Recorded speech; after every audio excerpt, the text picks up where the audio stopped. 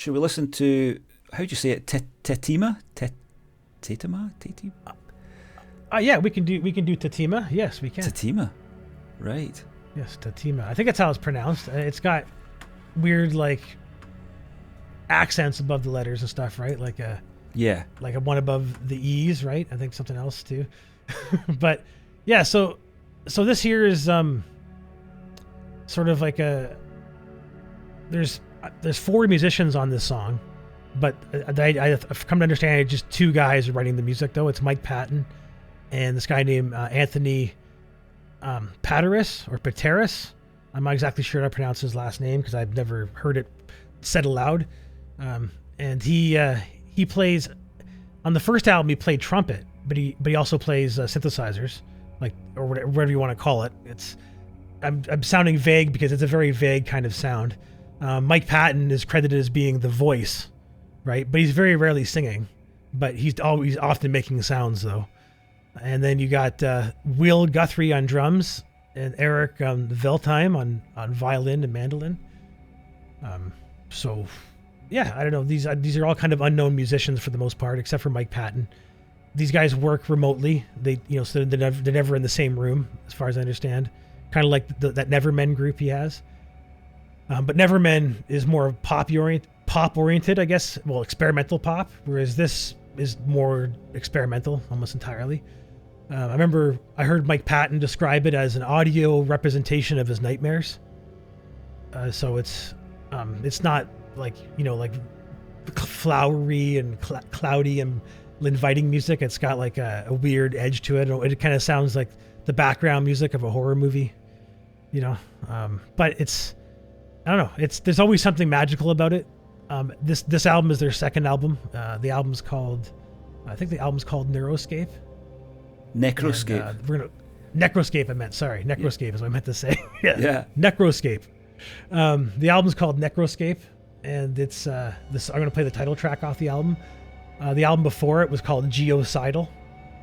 The album artwork is very sparse on both albums. It's like a white background with like some sort of bizarre sculpture or something, a drawing, a painting. I'm not sure quite what it is. Looks like tree roots and a lobster kind of combined into one thing. Asymmetrical too. But yeah, this is like where Mike Patton shines the most. I just love his experimental works. I find his clear passion to not please anybody. Like he just doesn't. I love someone who can who is capable of making I don't give a shit music. Where they it looks like they have a record for sale here on Bandcamp. It's limited to 2,000 copies. And I don't know if it's been available since the album's been out, but this album was made like a few years ago, like 2020, right? So it's been available for 3 years, and it's still not sold out. They haven't sold all 2,000 copies of the record, so, which is weird. Like, and I haven't even bought it. I actually have a copy of the first record on vinyl, but I didn't buy the second one on vinyl. I just did the download of it because I didn't find it was music that can be enhanced with a vinyl experience. It just felt. But anyway, so yeah, Necroscape.